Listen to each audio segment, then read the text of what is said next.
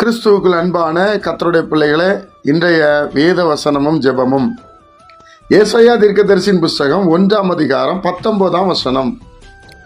நீங்கள் மனம் பொருந்தி செவி கொடுத்தால் தேசத்தின் நன்மையை புசிப்பீர்கள். கர்த்தருடைய பிள்ளைகளே, கர்த்தர் சொல்லுகிறார், நான் சொல்லுகிறவற்றை நீங்கள் கவனிப்பீர்களானால் இந்நாட்டிலிருந்து நன்மைகளை பெறுவீர்கள். அதாவது நம்ம வாழுகிற பகுதி, நம்ம பட்டணம், தேவன் மரம் செடி எல்லாவற்றையும் ஆசீர்வதித்திருக்கிறார்.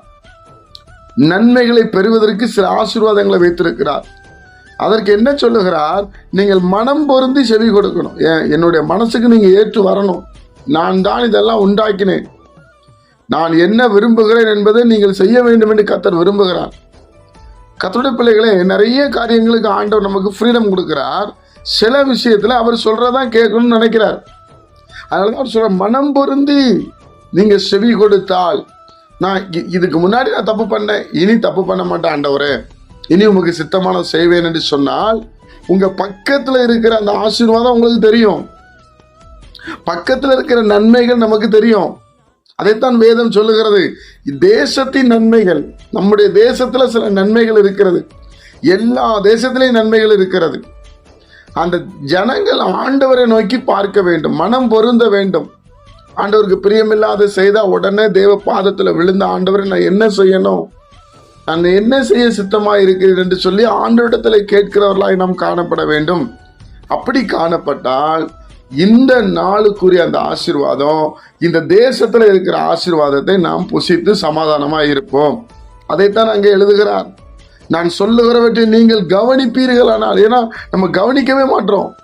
கர்த்தருடைய பிள்ளைகளே, நாமவே ஒரு கோடு போட்டு ரோடு போட்டு வாழ்ந்து கொண்டு இருக்கிறோம்.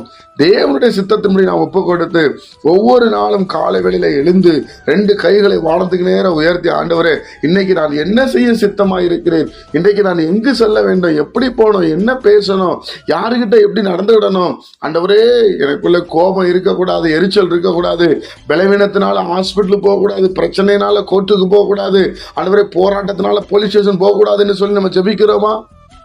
அப்படி ஜெபிக்கணும், மனம் பொருந்தணும். அப்பதான் நீங்க சமாதானமா இருக்க முடியும். அதைத்தான் வேதம் சொல்லுகிறது. இந்த வேத புஸ்தகம் ஆண்டவருடைய பெரிதான கிருபையினாலே நமக்கு எழுதப்பட்டிருக்கிறது. கர்த்தருடைய பிள்ளைகளே, அப்ப எதுல மனம் பொருந்தணுமோ அதுல மனம் பொருந்தி கர்த்தருடைய வார்த்தையை கேட்போம், கர்த்தருக்கு கீழ்ப்படிவோம். ஜெபிப்போமா?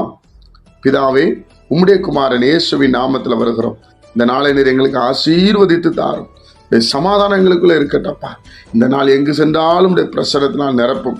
எங்களுக்குள்ள இருக்கிற மூர்க்கம், கோபம், எரிச்சல், டிப்ரெஷன், டென்ஷன் எல்லாம் சுட்டரிக்கப்படட்டும். நல்ல சுவாபம், ஆவின் கனிகள் உண்டாகட்டும். இயேசு கிறிஸ்துவின் மூலம் ஜெபிக்கிறோம் பிதாவே, ஆமென்.